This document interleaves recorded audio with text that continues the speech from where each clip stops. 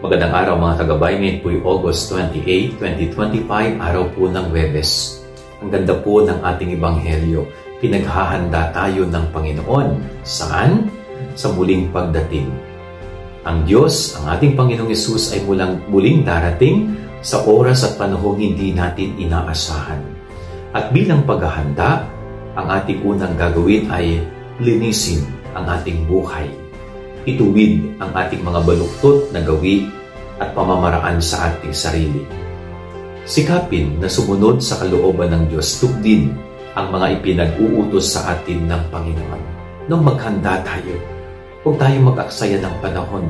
Hindi natin alam kung kailan darating ang oras natin. So be prepared.